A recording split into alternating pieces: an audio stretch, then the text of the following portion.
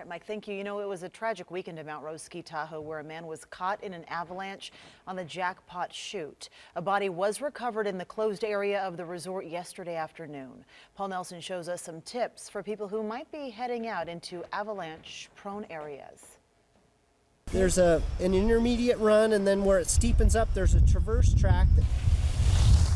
It's an ordinary day at Mount Rose Ski Tahoe, with people enjoying the new snow that fell over the weekend.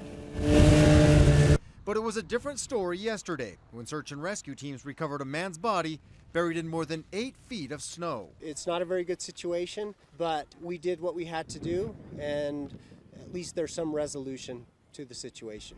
The man went missing after an avalanche Saturday, when he and his friend skied into a closed area. A body was recovered more than 24 hours later with the help of rescue dogs who located the area. There was quite a large area of debris, and it made it so that instead of having to do a fine probe through the entire thing, we were able to focus on areas that the dogs had indicated. The last time somebody died in an avalanche at Mount Rose was back in 2002, and while this type of accident isn't necessarily common, there is a lot of avalanche terrain out there, and that's why people need to take some safety precautions if they're going to be in those areas. Safety is what happens before you get caught in an accident. So the best thing you can do is have good decision making, good partner communication. This is an avalanche transceiver. Basically what it does is it transmits a signal.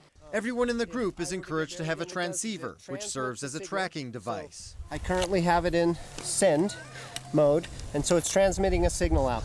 If I were to get buried in an avalanche, my partner would turn this to search. The ski patrol and other search and rescue teams have rescue packs. They include a shovel, a probe right where I had it, and then I'd go in a circle.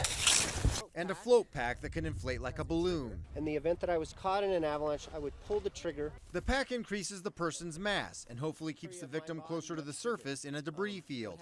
If you're in an avalanche-prone area, you should also look at the snow forecast and pay attention to the current conditions. What's the weather doing now? How's the snow reacting now?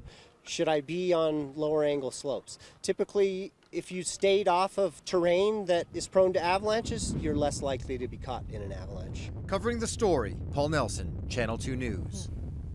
Well, skiers are encouraged to stay out of closed areas for safety reasons, obviously, and in some cases, those areas have not been treated for avalanches yet.